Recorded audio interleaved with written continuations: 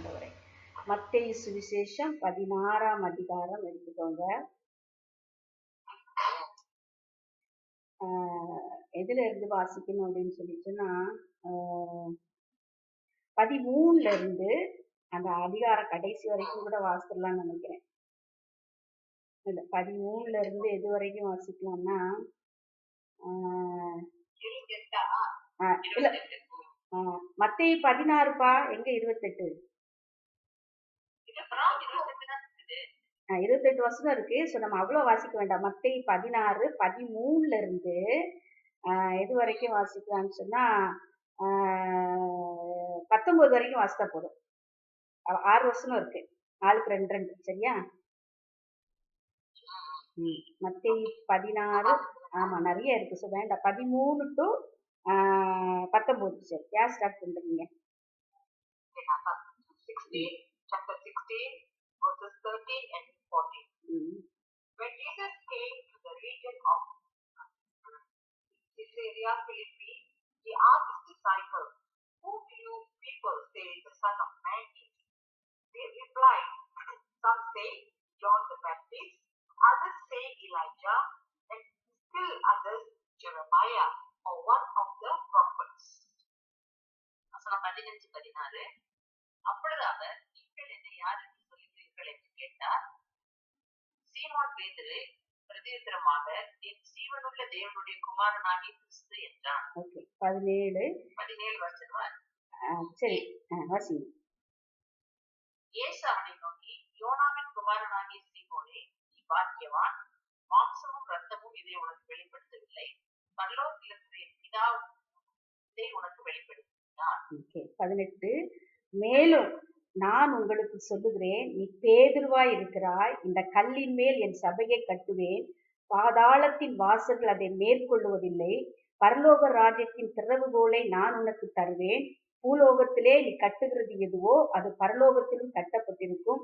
பூலோகத்திலே நீ கட்டவிழ்ப்பது எதுவோ அது பரலோகத்திலும் கட்டவிழ்க்கப்பட்டிருக்கும் என்றார். அல்லேலூயா.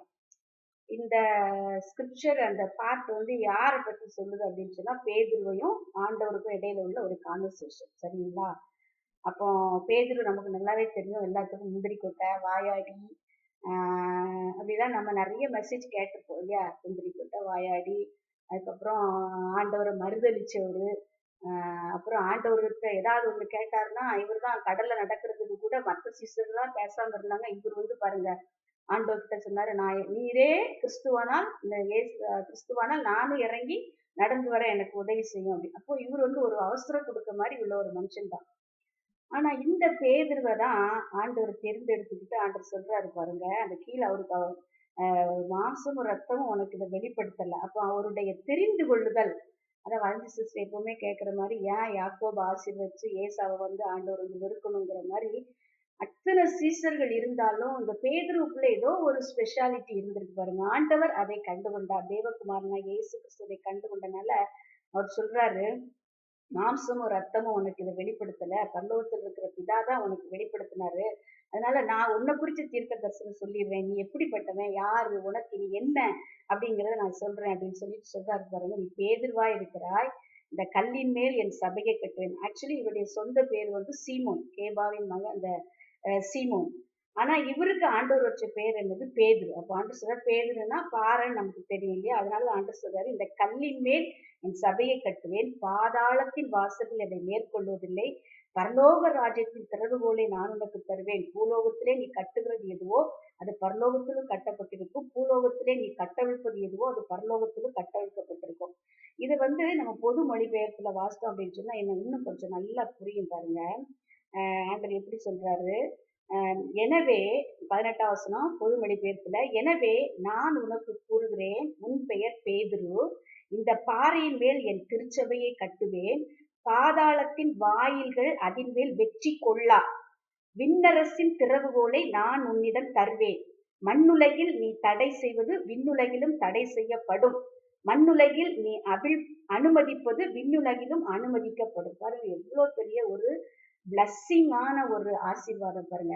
யாரெல்லாம் சொப்பனத்துல சாவி பார்த்திருக்கீங்க? சொல்லுங்க பார்க்கலாம். நான்சி சிஸ்டர் பார்த்திருக்கீங்களா சாவி? கீ எது பார்த்ததே இல்ல. ஒரு தடவை கூட பார்த்தது இல்ல. வசந்தி சிஸ்டர் பார்த்திருக்கீங்களா? இல்ல இல்ல சாவி சாவி பார்த்தது இல்ல. பாருங்க, ஆண்டவர் வந்து பேதுருவுக்கு சொல்றாரு, விண்ணரசின் திறவுகோல்களை ஒண்ணு இல்ல, திறவுகோல்களை நான் உன்னிடம் தருவேன். மண்ணுலகில நீ தடை செய்துட்டியா, அதை நான் விண்ணுலகில உனக்காக தடை செய்திருவேன். மண்ணுலகில இது நடக்கட்டும் நீ அனுமதிச்சியா, நான் மண்ணுலகில நடக்கட்டும்னு அனுமதிப்பேன். ஆனா it's a wonderful wonderful wonderful promise. ஆனா பேதுரு வந்து இதை எந்த அளவுக்கு உபயோகப்படுத்தினாரு அப்படின்னு பார்த்தா, கொஞ்சமா தான் அவர் வந்து உபயோகப்படுத்தியிருக்காரு. அவர் வந்து செய்த அற்புதங்கள் எல்லாம் பாத்தீங்கன்னா ஒரு 4 5 தான் செய்திருக்காரு. ஆனா நிறைய நிருபங்களை அவர் எழுதினாரு. கடைசியில அவர் வந்து அந்த 1 பேதுரு 2 பேதுரு அந்த நிருபங்களை நம்ம வாசித்து பார்த்தோம் அப்படின்னு சொன்னா ரொம்ப அமேசிங்கா இருக்கும். ஏன்னா அதாவது திறவுகோல் அப்படிங்கிறது ஒரு நாலேஜ், விஸ்டம் ஆஃப் நாலேஜ். அது அது வந்து அவ்வளவு சீக்கிரத்துல நம்ம பெற முடியாது. அதை பெற்றுக்கொள்ளணும்னு சொன்னா சில ப்ராசஸ்களுக்குள்ள நம்ம என்ன செய்யதான் ஆகணும், போய் தான் ஆகணும். இந்த ப்ராசஸ்க்குள்ள போகும்போது தான் நமக்கு தெரியும் எந்தெந்த வாசல்கள் எல்லாம் சாத்தா அடைச்சு வச்சிருக்கான், எந்த திறவுகோலை கொண்டு இந்த வாசலை நம்ம திறக்க முடியும் அப்படிங்கிறது வந்து நமக்கு அந்த விஸ்டம் ஆஃப் நாலேஜ்ல தான் அது நமக்கு கிடைக்குது. நம்மளுடைய எக்ஸ்பீரியன்ஸ்ல கூட நம்ம அதை எக்ஸ்பீரியன்ஸ் பண்ணியிருக்க முடியும். நான் நிறைய அப்படி எக்ஸ்பீரியன்ஸ் பண்ணியிருக்கிறேன். ஆனா நிறைய அறிவு இல்லாம தோத்தும் அறியாமையினால விட்டுருக்கிறோம். இப்ப எல்லாருமே நம்ம சொல்ல முடியும், அப்பா இப்போ இருந்த ஒரு விஸ்டம், இப்போ இருந்த ஒரு நாலேஜ் ஒரு 5 வருஷத்துக்கு ஒரு 10 வருஷத்துக்கு முன்னாடி இருந்தா இன்னும் எவ்வளோ ஆண்டவருக்காக செய்திருக்கலாம். யோசிச்சிருக்கீங்களா இல்லையா? சொல்லுங்களேன். ஆமா ஆமா எல்லாரும் இப்ப யோசிக்கிறோம். இப்ப நமக்கு எல்லாத்துக்குமே ஆமா எல்லாருக்குமே 50 வயசு தாண்டினதுக்கு பிறகுதான் நம்ம யோசிக்கிறோம், ஐயையோ இப்ப இருந்த அறிவு, இப்ப இருந்த வேகம், இப்ப இருந்த விசுவாசம் நமக்கு அன்னைக்கு இருந்திருந்தோம்னு சொன்னா என்னெல்லாமோ நம்ம ஆண்டவருக்காக செய்திருக்கலாமே பாருங்க. அப்ப ஆண்டவர் பேதுருக்கு சொல்றாரு, ஏய் நீ போகக்கூடிய ஊழியம், உனக்கு நான் தரக்கூடிய ஊழியம் ஒரு விசேஷமான ஊழியம். அந்த ஊழியத்தை நீ செய்யணும் அப்படின்னு சொன்னா சில திறவுகோல்களை நான் உனக்கு கொடுக்கிறேன். இன்னைக்கு ஆண்டு நம்மளையும் பார்த்ததான் சொல்றாரு, உங்களை கொண்டு நான் செய்ய வேண்டிய காரியங்கள் அதிகமா இருக்கு. சிஸ்டர் கூட அன்னைக்கு ஜெபம் பண்ணும்போது மெசேஜ்லயே சொன்னாங்க, நாம் போக வேண்டிய பாதை இன்னும் அதிகமா இருக்கு அப்படின்னு சொல்லி ஆண்டவர் வெளிப்படுத்துறாரு அப்படின்னு சொல்லி. அப்போ நம்ம செய்ய வேண்டிய ஊழியங்கள், நம்ம போக வேண்டிய தூரம் அதிகமா இருக்கிறபடினால இந்த காலை வேளையில ஆண்டவர் நம்மை பார்த்து சொல்லுகிறார், சில திறவுகோல்களை நான் உங்களுக்கு கொடுக்க போகிறேன். அந்த திறவுகோல்களை வைத்துதான் நீங்க வந்து அந்த கதவுகளை என்ன செய்ய முடியும், திறக்க முடியும். இன்னைக்கு நமக்கு எல்லாருக்குமே தெரியும், நம்முடைய வாழ்க்கையில எத்தனையோ வாசல்கள் அடைபட்டு கிடக்கு. இன்னைக்கு காலையில இந்த வசனத்தை தியானிக்கும் போது நான் நினைச்சேன், ஐயோ நம்ம எவ்வளவு அறிவில்லாம இருந்திருக்கோம். ஆண்டவர் நமக்கு எவ்வளோ திறவுகோல்களை நமக்கு கொடுத்திருக்காரு. நம்ம இந்த வாசலெல்லாம் அடைக்கப்படும் போது நம்ம அத்தாரிட்டி எடுத்து அந்த ஆண்டவர் கொடுத்த அந்த சாவியை வைத்து நம்ம திறக்கலையே, இன்னும் திறக்கப்படாம தானே இருக்கு. அப்போ அதான் நம்ம செய்யணும். பாருங்க, அந்த திறவுகோல்களை நம்ம பெற்றுக்கொள்ளணும் அப்படின்னு சொன்னா 3 விதமான காரியங்கள் நம்முடைய வாழ்க்கையில அவசியமா இருக்கு. பேதுருடைய வாழ்க்கையில ஆண்டவர் அவனுக்கு கற்றுக் கொடுத்தார். முதலாவது பாத்தீங்க அப்படின்னு சொன்னா லூக்கா சுவிசேஷம் 21:36 நம்ம வாசிக்கிறோம், நீங்கள் விழித்திருந்து ஜெபம் பண்ணுங்கள் அப்படின்னு சொல்றாரு. ஆண்டவர் வந்து அவர்களுக்கு கற்றுக் கொடுக்கிறது, ஐயா நீ போகிற வழியில இத்தனை வாசல்கள் அடைக்கப்படுது, இந்த வாசல்கள் எல்லாம் திறக்கணும் அப்படின்னு சொன்னா நீ விழித்திருந்து ஜெபம் பண்ணு, ஜெபத்துல தரித்திரு, நீ ஜெபத்தை அதிகப்படுத்து. அப்போ ஆவியானவர் நமக்கு அந்த விஸ்டம் ஆஃப் நாலேஜ் வந்து நமக்கு கற்றுக் கொடுக்கும். எதனால அந்த வாசல் அடைபட்டிருக்கு, அப்ப எப்படி நம்ம அந்த வாசலை திறக்கிறதுக்கு நம்ம என்ன செய்யணும் அப்படிங்கிற நம்முடைய சுய பக்தியில சுய முயற்சியில நம்ம அந்த வாசல்களை திறந்து விட முடியாது. ஆண்டுடைய சமூகத்துல நம்ம காத்திருக்கும் போது அதை நம்ம என்ன செய்ய முடியும், பெற்றுக்கொள்ள முடியும். பேதுருக்கு சீஷர்களுக்கு ஆண்டவர் அதை கற்றுக் கொடுத்தார். விழித்திருந்து ஜெபம் பண்ணுங்க. பச்சைமலை தோட்டத்துல கூட ஆண்டவர் போய் பாருங்க, மரணம் சம்பவிக்க போகுது, சிலுவைக்கு நேராய் போக போகிறோம். அப்போது கூட ஆண்டவர் போய் தனித்திருந்து என்ன செய்தார் பாருங்க, பிதாவோடு கூட பேசி கொண்டிருக்கிறார். சீஷர்களுக்கு என்ன செய்யறாங்க, தூங்குறாங்க. அப்ப ஆண்டு சொல்லி கொடுக்கிறார், 1 மணி நேரமாயில நீங்க விழித்திருந்து ஜெபம் பண்ணக்கூடாதா அப்படின்னு சொல்லி கொடுக்க. நம்முடைய வாழ்க்கையிலும் பாருங்க, கஷ்டங்கள் பாடுகள் துன்பங்கள் வரும்போது ஆவி ஆத்மா சரீரம் அப்படியே சோர்ந்து போய் ஒன்று தூங்குவோம், இல்லைன்னா போய் உட்காந்து யாருக்கிட்டையாவது புலம்பிட்டு இருப்போம், யாருடா கிடைப்பா எல்லாத்தையும் புலம்பி தள்ளுறதுக்கு காத்துட்டு இருப்போம். இல்ல அப்படின்னு சொன்னா அப்படியே சோர்ந்து நம்ம என்ன செய்வோம், தூங்கிடுவோம். ஆனா ஆண்டவர் இன்றைக்கு நமக்கு கற்றுக் கொடுக்கிறார், நம்முடைய முன்பதாக அடைக்கப்பட்டிருக்கிற அந்த வாசலை திறக்கணும்னு சொன்னா ஜெபமாகி திறவுகோலை நம்முடைய கையில நாம் எடுக்க வேண்டும் என்று சொல்லி இந்த காலை வேளையிலே ஆண்டவர் நம்மை உற்சாகப்படுத்துகிறார். இயேசு கிறிஸ்து கிறிஸ்து அடைந்த திறவுகோலை அவர் அந்த கெத்செமனே தோட்டத்திலே கூட அவர் எடுத்தபடினாலதான் அந்த சிலுவை மரணத்தை அவ்வளவு லகுவாக அவரால் மேற்கொண்டு ஜெயம் பெற முடிந்தது என்று சொல்லி நான் பார்க்க முடியும். அடுத்ததாக நம்ம பார்க்கும்போது என்னச்சுன்னா, தேவனுடைய வார்த்தையை நம்ம கையில எடுத்துக்கொள்ள வேண்டும். எபிரேயர்ல நம்ம வாசிக்கும் போது அது ஆவியாயும் ஜீவனாயும் எல்லா கணுக்களையும் உருவ குத்துகிறதாயும் எல்லாவற்றுக்கும் அது என்ன செய்யறதுன்னா மகிமை கொண்டு வருகிறதா இருக்கிறது, விடுதலையை கொண்டு வருகிறதா இருக்கிறது, கட்டுகளை அவிழ்க்கிறதா இருக்கிறது, முகங்களை முறிக்கிறதா இருக்கிறது. ஆண்டவருடைய வார்த்தை வேறு சொல்லுகிறது, கர்த்தருடைய வார்த்தை அது என்ன செய்யுமா, அவர் விரும்பினபடி வாய்த்து அது திரும்பும். எப்படி வானத்திலிருந்து மழை பெய்து பூமியில புல்லுகளை முளைக்க பண்ணுகிறதோ அதுபோல கர்த்தருடைய வார்த்தை அவர் எதை செய்ய விரும்புகிறாரோ, எந்த கதவை அவர் திறக்கணும்னு விரும்புகிறாரோ அந்த கதவை திறந்து அந்த விடுதலை அவர் நமக்கு தரும்படிக்காய் அவருடைய வார்த்தை நமக்கு என்னதா இருக்கிறது, ஒரு கீயாக இருக்கிறது என்று சொல்லி நான் பார்க்க முடியும். இயேசு கிறிஸ்து அந்த வார்த்தைகளை நன்றாக அறிந்திருந்தபடினாலதான் சத்துரு அவரை சோதனைக்குள்ளாய் கொண்டு வரும்போது அவர் சொல்றாரு, வார்த்தையை வைத்துதான் ஒன்னொன்னே அவர் ஜெயிப்பாரு பாருங்க. அவருடைய வாயிலிருந்து தன்னுடைய சுயமா ஒரு வார்த்தை கூட இயேசு கிறிஸ்து என்ன செய்திருக்க மாட்டாரு, சொல்லி இருக்க மாட்டார். அப்பத்தை குறித்து சொல்லும் போது கூட மனுஷன் அப்பத்தினால் மாத்திரமல்ல கர்த்தருடைய வாய்ந்து வாருங்க ஒவ்வொரு வார்த்தையினாலும் பிழைப்பான் என்று எழுதி இருக்கிறதே. நீங்க நிறைய நமக்கு அது நல்லா தெரியும் கிறிஸ்தவங்களுக்கு இல்லையா, நீங்க அப்புறமா மெடிடேட் பண்ணுங்க, டைம் கட்டி நான் ஃபாஸ்டா போறேன். சோ அப்படி ஆண்டவரும் கூட அவருடைய வார்த்தை அவருடைய நியாயப்பிரமாணங்கள் எல்லாவற்றையும் தனக்குள்ள அவர் அடக்கி வைத்திருந்தபடினால இந்த சத்துரு வரும்போது அந்த ஒவ்வொரு கீயையும் ஒவ்வொரு வசனமாகிய கீயை உபயோகித்து அவர் ஜெயத்தை எடுத்தார் என்று சொல்லி நான் பார்க்கிறோம். பேதுருவும் கூட பாருங்க, நான் பின்னாடி அந்த வசனங்கள் நான் உங்களுக்கு மென்ஷன் பண்றேன். 1 பேதுரு 2 பேதுரு அதிகாரங்களை எழுதும் போது அவர் இந்த வார்த்தையை கற்றுக்கொண்ட பிறகு, இயேசுவோடு கூட இருந்தவர் எல்லாவற்றையும் கற்றுக்கொண்ட பிறகு இந்த நிருபங்கள்ல வசனங்களை நம்ம பார்க்கும்போது ரொம்ப ஆச்சரியமா இருக்கு, விசேஷமாக இருக்கு. மூன்றாவதாக நம்ம என்ன பார்க்கணும்னு சொன்னா அபிஷேகம். அபிஷேகமாகிய திறவுகோல் நமக்கு கண்டிப்பாக வேண்டும். பரிசுத்தாவினுடைய அபிஷேகத்தை நாம் பெற்றுத்தான் ஆக வேண்டும். ஏன் அப்படின்னு சொன்னீங்கன்னா, சில நேரங்கள்ல எல்லாம் அப்படியே நெருக்கப்பட்டு போய் நிற்போம். என்னுடைய வாழ்க்கையில நான் எக்ஸ்பீரியன்ஸ் பண்ணியிருக்கேன். சிஸ்டர் கூட ஒரு தடவை சொன்னாங்க, வசிஸ்டர் நம்மகிட்ட எல்லாம் கேட்டாங்க, எப்பா என்ன ஜெபிக்கனே தெரியல, எல்லா வார்த்தையும் சொல்லி ஜெபிச்சாச்சு, இனி ஜெபிக்கிறதுக்கு வார்த்தை இருக்கான்னா இல்ல, என்ன சொல்லி ஜெபிக்கன்னு தெரியாம நான் உட்கார்ந்துட்டு இருக்கேன் அப்படின்னு சொல்லி சொன்னாங்க நம்ம கிட்ட. அதே மாதிரி சில நேரங்கள்ல நமக்கு சூழ்நிலையில நம்ம பார்க்கும்போது ஜெபிக்கிறதுக்கு வார்த்தைகள் வராது.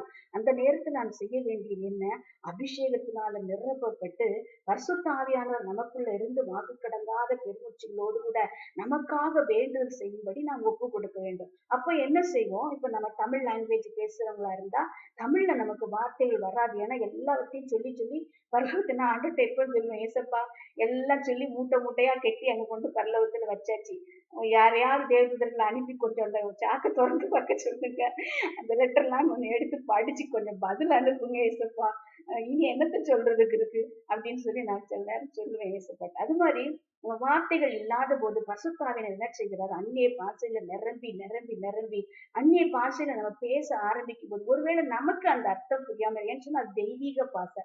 பரிசுத்தாவியானவர் நமக்குள்ள இருந்த இந்த வார்த்தைகளை சொல்ல சொல்ல எப்படி நம்ம ஜெபிக்க வேண்டும் அந்த ஏற்ற விதத்துல நான் ஜெபிப்பதற்கு அந்த நேரத்துல ஆண்டு உதவி செய்வா. அப்படியே நெக்க பிடிச்சு நெருக்குன மாதிரி இருக்கும். நம்ம அது தக்கர பக்கர பக்கர சீலபல ஹந்தரவோ விகிதியா சகர பலபரவா அப்படின்னு நம்ம கொஞ்சம் ஒரு ஸ்டார்டிங்ல சொல்லும் போது கொஞ்சம் கடுப்பாதான் இருக்கும். நீங்க ஒரு 2 நிமிஷம் 3 நிமிஷம் அப்படி சொல்லிட்டீங்க அப்படின்னு சொன்னா அப்படியே அந்த மனசு வந்து லெகு ஆகும் பாருங்க, அந்த சிந்தை வந்து லெகு ஆகும் பாருங்க, சிந்தையை பரிசுத்தாவினர் ஆட்கொள்ள ஆரம்பிப்பார்.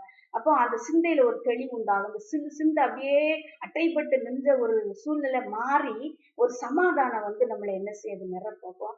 அடுத்ததாக நாம் எடுக்க வேண்டிய திறவுகோல் அபிஷேகம். நிறைய இருக்கு, இன்னைக்கு இந்த 3 மட்டும் நம்ம தியானிப்போம். ஜெபமாகி திறவுகோலை எடுத்துக்கொண்டு சாத்தான் அடைத்து வைத்திருக்கிற வாசல்களை திறப்பதற்கு நமக்கு ஞானம் உள்ளவர்களாய் அறிவுள்ளவர்களாய் இருக்க வேண்டும். தேவனுடைய வார்த்தையாகி வசனமாகி திறவுகோலை நாம் எடுத்துக்கொண்டு சாத்தான் அடைத்து வைத்திருக்கிற வாசல்களை திறப்புவதற்கு நாம் விசேஷித்த ஞானம் உள்ளவர்களாய் இருக்க வேண்டும். அடுத்ததாக அபிஷேகம். இவைகளுக்கெல்லாம் முடியலை என்று சொல்லும் போது பரிசுத்தாவியானவர் நமக்கென்றே தந்திருக்கிற அந்த அபிஷேகமாகி அந்த திறவுகோலை எடுத்துக்கொண்டு நான் நிற்கும் போது நம்ம அந்த ஆசீர்வாதங்களை சுதந்திரித்துக் கொள்ள முடியும் என்று சொல்லி நான் பார்க்கிறோம். 2 பேதுருவிலே இந்த பேதுரு தான், இப்படிப்பட்ட பேதுரு தான், அந்த திறவுகோலை பெற்ற பேதுரு தான் 2 பேதுருவிலே 3ஆம் அதிகாரம் 9ஆம் வசனம் சொல்லுகிறார் பாருங்க, தாமதிக்கிறார் என்று சிலர் எண்ணுகிறபடி கர்த்தர் தமது வாக்குத்தத்தத்தை குறித்து தாமதமாயிராமல் ஒவ்வொருவரும் கெட்டு போகாமல் எல்லாரும் மனம் திரும்ப வேண்டும் என்று விரும்பி நம்ம நீடிய பொறுமை உள்ளவராய் இருக்கிறார். பாருங்க, இந்த வசனம் வந்து முக்காலத்துக்கும் பொருந்துகிற ஒரு வசனம். பரிசுத்த ஆவியானவர் எவ்வளவு ஒரு ஞானம் அவருக்கு கொடுத்து, எவ்வளவு ஒரு திறவுகோலாய் ஒரு வசனத்தை அவர் நமக்கு தந்திருக்கிறார் பாருங்க. நமக்கு மனம் திரும்பாத ஜனங்கள் சபையில நம்ம ஊழியத்துல பார்க்கிறோம். அப்ப நமக்கு அப்படியே என்னடா பண்ணலாம்னு சொல்லும்போது இந்த வாக்குத்த வசனம் நமக்கு என்ன செய்கிறது? ஞாபகம் ஒரு பொருள். ஆண்டவர் தாமதிக்கிறார் இருந்துச்சுன்னா சும்மா இல்ல. அவர் நீடிய பொறுமை உள்ளவராய் இருக்கிறார். இவன் கெட்டு போகாமல் ரட்சிக்கப்படுவதற்காகவே ஆண்டவர் பொறுமையா இருக்கிறார். அவன் ரட்சிக்கப்படுவான், நீ ஜெபம் பண்ணு அப்படிங்கிற ஒரு விசுவாசத்தை ஆண்டவர் நமக்கு தருகிறார். அது மாத்திரமல்ல, 2 பேதுரு 3:18 நாம் பார்க்கிறோம். நம்முடைய கர்த்தரும் இரட்சகருமாகிய இயேசு கிறிஸ்துவின் கிருபையிலும் அவரை அறிகிற அறிவிலும் வளருங்கள். அவர் அவருக்கு இப்பொழுதும் என்றைக்கும் மகிமை உண்டாவதாக. ஆமென். அப்ப பாருங்க, அது ஒரு நான் சொன்னேன் விஸ்டம் ஆஃப் நாலேஜ். அந்த இயேசு கிறிஸ்துவை அறிகிற அறிவுல நம்ம வளர வேண்டியது அவசியமாக இருக்கிறது என்று சொல்லி நான் பார்க்கிறோம். இந்த 2ஆம் நிருபத்தை நீங்க வாசிக்கும் போது நிறைய இடங்கள்ல அவர் வந்து அறிவு அறிவு அறிவு அறிவுங்கிற வார்த்தையை அவர் சொல்லுகிறார். அப்போ தெய்வத்தை அறிகிற அறிவு, பிதாவாகிய தேவனை அறிகிற அறிவு, குமாரனாகிய இயேசு கிறிஸ்துவை அறிகிற அறிவு, பரிசுத்தாவியானவராகிய அறிகிற அறிவு நமக்குள்ள வளர வளர திறவுகோல்கள் நம்முடைய வாழ்க்கையில என்ன செய்கிறதா இருக்கிறது? செயல்படுகிறதா இருக்கு. இந்த திறவுகோல்கள் எதையெல்லாம் திறக்கும் பாருங்க. வானத்தின் ஆசீர்வாதத்தையும் திறக்கிறது, பூமியின் ஆசீர்வாதத்தையும் அது திறக்கிறதா இருக்கிறது சொல்றாரு. வானத்துல என்ன நீங்க இங்க கட்டிட்டேன்னா அங்க கட்டப்படும், இங்க திறந்துட்டேன்னா அங்க திறக்கப்படும். பாருங்க, அப்போ வானத்துக்குரிய கண்ட்ரோல கூட ஆண்டவர் நம்முடைய கையில தான் கொடுத்திருக்காருன்னு நம்ம சொல்ல முடியும். அதை வந்து நம்ம எப்படின்னா இட்ஸ் நாட் ஈஸி. நம்ம இப்ப நல்ல ஸ்லாங் லகுவா நம்ம பேசிடுறோம், சிலாங்கா பேசிடுறோம். ஆனா இது வந்து நம்ம ஒரு பிராக்டிக்கல் லைஃபுக்கு நம்ம கொண்டு வரணும்னு சொன்னா ஒரே நாள்ல தான் இது என்ன செய்கிறாரு, நடந்துறாரு பாருங்க. அப்ப இதை நம்ம வந்து டெய்லி ரொட்டீனா நம்ம இந்த காரியங்களை செய்யும் போது நம்முடைய வாழ்க்கையில அடைபட்டிருக்கிற ஒவ்வொரு வாசல்களையும் நம்ம திறந்து திறந்து என்ன செய்ய முடியும், போக முடியும். 1 பேதுரு 1:3 அவர் சொல்லுகிறாரு, நம்முடைய கர்த்தராகிய இயேசு கிறிஸ்துவின் பிதாவாகிய தேவனுக்கு ஸ்தோத்திரம் உண்டாவதாக. 2 சொல்லுகிறாரு, அவர் இயேசு கிறிஸ்து மரித்தோரிலிருந்து எழுப்பினதினாலே அழியாததும் மாசத்துக்கும் வாடாததும் ஆகிய சுதந்திரத்துக்கு ஏதுவாக ஜீவனுள்ள நம்பிக்கை உண்டாகும்படி தமது மிகுந்த இரக்கத்தின்படியே நம்மை மறுபடியும் ஜெனிப்பித்தார். இதை நம்ம அப்படி வாசிக்கும் போது நமக்கு கொஞ்சம் கஷ்டமா இருக்கும். அந்த ஒரு வசனத்தை மட்டும் எடுத்து நம்ம மெடிடேட் பண்ணி பார்த்தா அவ்வளவு ஆழமான சத்தியங்கள் அதுல இருக்கு. ஆண்டவராகிய இயேசுவை பிதாவாகிய தேவன் மரித்தோரிலிருந்து எழுப்பல அப்படின்னு சொன்னா நமக்கு ஒரு நம்பிக்கையே கிடையாது பாருங்க. ஆனா அவர் அதை அழகா அனுபவிச்சு பேதுரு அங்க எழுதி வைத்திருக்கிறார். அது மாத்திரமல்ல, 1 பேதுரு 2:9 அழகா சொல்லுகிறார், நீங்களோ உங்களை அந்தகாரத்தினின்று தம்முடைய ஆச்சரியமான ஒளியினிடத்திற்கு வரவழைத்தவருடைய புண்ணியங்களை அறிவிக்கும்படிக்கு தெரிந்து கொள்ளப்பட்ட சந்ததியாயும் ராஜரீகமான ஆசாரிய கூட்டமாயும் பரிசுத்த ஜாதியாயும் அவருக்கு சொந்த ஜனமாயும் இருக்கிறீர்கள். எவ்வளவு அருமையான வாக்குத்த வசனங்கள் பாருங்க. அநேக நேரங்கள் அந்த வார்த்தைகள் நம்மை தேற்றுகிறதா இருக்கிறது. அது மட்டுமல்ல, 1 பேதுரு 2:20 நம்ம பார்க்கிறோம், நீங்கள் குற்றம் செய்து அடிக்கப்படும் போது பொறுமையோடே சகித்தால் அதனால என்ன கீர்த்தியுண்டு, நீங்கள் நன்மை செய்து பாடுபடும் போது பொறுமையோடே சகித்தால் அதுவே தேவனுக்கு முன்பாக கிருதியாயிருக்கும். எப்படிப்பா இவ்வளவு தைரியம் வந்துச்சு பேதுருக்கு? பாருங்க, நமக்கு யாராவது நம்ம சும்மா நம்ம தப்பு செய்து பண்ணி நம்மளை திட்டாலே நம்ம என்ன செய்வோம்னா எக்ஸ்கியூஸ் தேடுவோம். இல்லப்பா, இந்த சிச்சுவேஷன்ல தான்ப்பா நான் அதை சொன்னேன், இப்படி ஒரு சூழ்நிலை தான்ப்பா இப்படி நடந்துச்சு, அதை கூட அவங்க புரிஞ்சுக்காம இவ்வளோ திட்டாங்க. ஆனா பவுலுங்க பாருங்க எவ்வளவு தைரியம் பாருங்க. குற்றம் செய்து அடிக்கப்படும் போது பொறுமையா சகித்தா உனக்கு என்ன பலன்?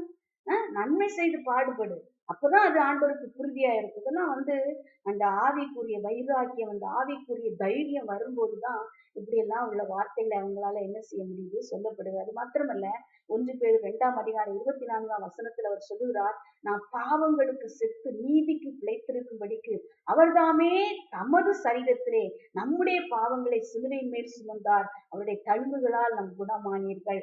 அதுதான் வந்து ஏசாயா தீர்க்கதரிசியிலே நம்ம வாசிக்கிறோம் இல்லையா? அவருடைய தழும்புகளால் நமக்கு சமாதானத்தை உண்டு பண்ணும் ஆக்கினை அவர் மேல் வந்தது, அவருடைய தழும்புகளால் நாம் குணமாகிறோம். இதெல்லாம் பேதுரு வந்து சொல்றாரு அப்படின்னு சொன்னா, ஆண்டவர் கொடுத்த அந்த திறவுகோலாகிய வசனத்தை, அந்த திறவுகோலை அவர் எடுத்து ஒவ்வொரு சூழ்நிலையும் அவர் திறக்கதான் ஆவியானவர் இப்படிப்பட்ட நிருபங்களை எல்லாம் அவர் எழுத வைத்தார் என்று சொல்லி நான் பார்க்க முடியும்.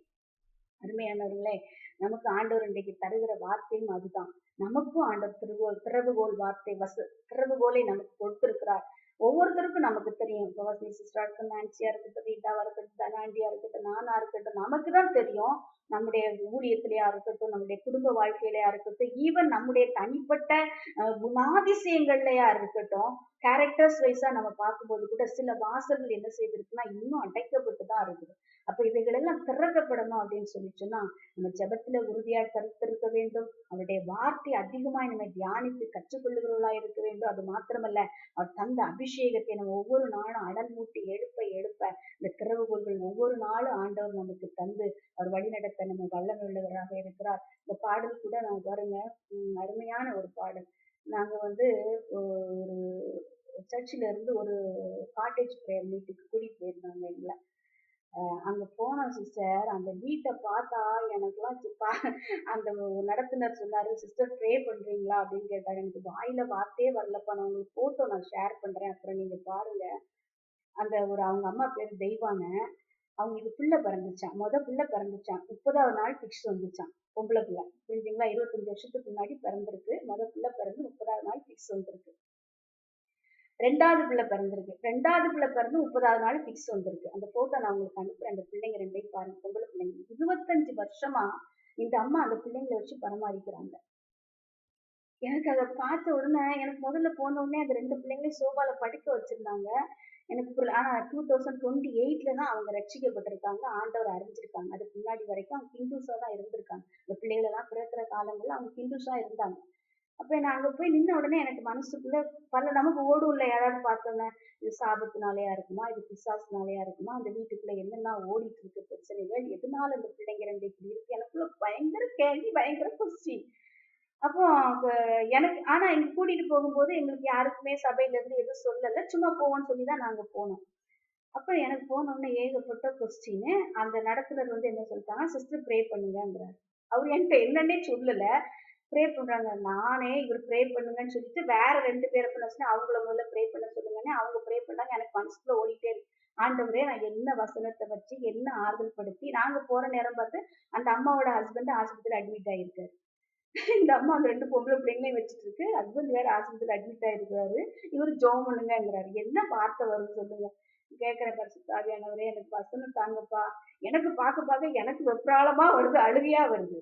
என்ன வார்த்தை ஆண்டவரே நான் சொல்லி ஜெபிக்கிறது, எனக்கு சொல்லுங்க ஏசப்பா அப்படின்னு சொல்லி நான் ஜெபம் பண்ணிட்டே இருந்தேன் சிஸ்டர். ஆண்டவர் சில வார்த்தைகளை கொடுத்தா நான் ஜெபித்து விட்டு வந்தேன். அப்ப பாருங்க, இப்படிப்பட்ட ஜனங்கள் இன்றைக்கு நம்முடைய தேசங்கள்ல இருக்கதான் செய்யறாங்க. இவங்களுக்குரிய திறவுகோல்கள் எல்லாம் நம்முடைய கைகளில ஆண்டவர் கொடுத்திருக்கிறார். ஆகவே தான் அந்த பாடல் நான் இன்றைக்கு உங்களுக்கு எடுத்தேன். அதுல ஒரே ஒரு பாடல பாடும். அது வந்து எப்ப நம்ம ஜெயத்தை எடுக்க முடியும் அப்படின்னு சொல்லி நம்ம பார்க்கணும். இந்த கடைசி சென்ஸா பாருங்க.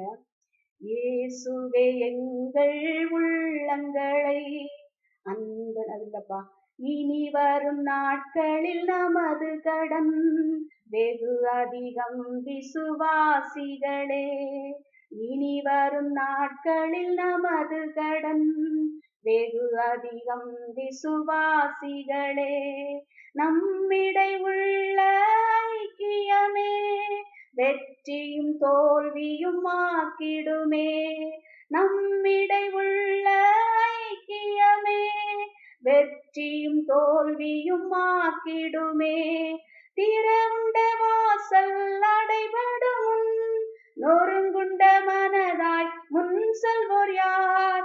நாட்கள் கொடியதாய் மாறிடுதே, காலத்தை ஆதாயம் செய்திடுவோ. நாட்கள் கொடியதாய் மாறிடுதே, காலத்தை ஆதாயம் செய்திடுவோ. தரிசு நிலங்கள் அநேகம் உண்டு, தரிசனம் பெற்றோர் நீர் முன் வருவீர். தரிசு நிலங்கள் அநேகம் உண்டு, தரிசனம் பெற்றோர் நீர் முன் வருவீர். பரிசாக இயேசுவை அவர்களுக்கும் அளித்திட அன்பினால் எழுந்து செல்வீர். பரிசாக இயேசுவை அவர்களுக்கும் அழித்திட அன்பினால் எழுந்து செல்வீர். திறந்த அடைபடும் நொறுங்குண்ட மனதாய் முன் செல்வோர் யார்? நாட்கள் கொடியதாய் மாறிடுதே, காலத்தை காலத்தை ஆதாயம் செய்திடுவோம். நாட்கள் கொடியதாய் மாறிடுதே, காலத்தை ஆதாயம் செய்திடுவோம். எத்தனை நாடுகளின் நாட்களில் கர்த்தரின் பணிக்கு தான் கதவடைத்தார். எத்தனை நாடுகளின் நாட்களில் கர்த்தரின் பணிக்கு தான் கதவடைத்தார். திறந்த வாசல் இன்று உனக்கெதிரில் பயன்படுத்தும் மக்கள் ஞானவான்கள். திறந்த வாசல் இன்று உனக்கெதிரில் பயன்படுத்தும் மக்கள் ஞானவான்கள். திறந்த வாசல் அடைபடும் முன் நொறுங்குண்ட மனதாய் முன் செல்வோர் யார்?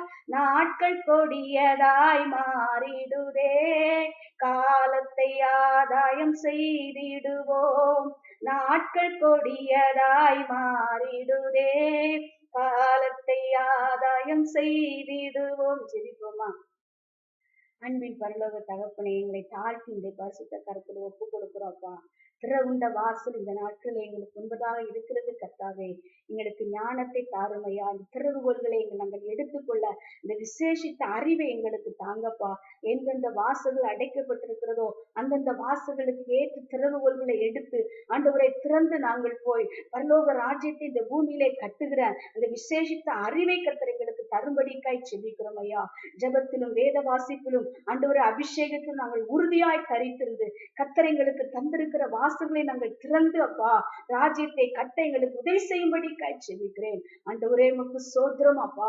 இயேசு கிறிஸ்துவாகிய நாமத்தை நாங்கள் கையிலே எடுத்துக்கொண்டு, இயேசுவின் ரத்தத்தை எடுத்துக்கொண்டு, வசனத்தை எடுத்துக்கொண்டு, அப்பா அபிஷேகத்தை எடுத்துக்கொண்டு, ஜபத்தை எடுத்துக்கொண்டு ஆண்டவரே நாங்கள் ஆண்டவரே ஒவ்வொரு வாசல்களையும் திறந்து உமக்காய் ராஜ்யத்தை கட்டுகிற அபிஷேகத்தை ஆண்டவரே ஒவ்வொருவர் மேலும் கர்த்தர் போடும்படிக்காய் செபிக்கிறோம். எங்களுடைய குடும்பங்களின் மேலே போடும்படிக்காய் செபிக்கிறோம். எங்களுடைய பிள்ளைகளின் மேலே போடும்படிக்காய் செபிக்கிறோம். எங்களுடைய சபையின் மேலே கர்த்தர் போடும்படிக்காய் செபிக்கிறோம். விசுவாச குடும்பங்களிலே கர்த்தர் போடும்படிக்காய் ஜெபிக்கிறோம். அபிஷேகத்தை அனுப்புங்க ஆண்டவரே.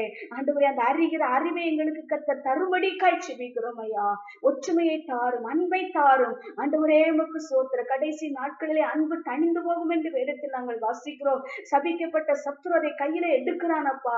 ஒற்றுமை தணிந்து போகும் என்று நாங்கள் பார்க்கிறோம். சபிக்கப்பட்ட சத்துரு அதை எடுக்கிறான் ஐயா. நாங்கள் விசுவாசத்தோடு கூட ஆண்டவரே நாங்கள் அபிஷேகத்தோடு கூட திறவுகோலை கொண்டு கர்த்தாவே நாங்கள் இப்படிப்பட்ட கதவுகளை திறந்து ராஜ்யத்தை உமக்காய் கட்ட எங்களை எங்களுடைய குடும்பங்களை எங்களுடைய பிள்ளைகளின் சபைகளை ஆதாயப்படுத்திக் கொள்ள கர்த்தர்களுக்கு கிருபை செய்யும்படிக்காய் எங்களை தாழ்த்தி பரிசுத்த கருத்தில் ஒப்புக் கொடுக்கிறோம். பாதுகாத்துக் கொள்ளும் வழி நடத்தும். இயேசுவின் நாமத்தில் ஜெபிக்கிறேன் நல்ல பிதாவே. ஆமென்.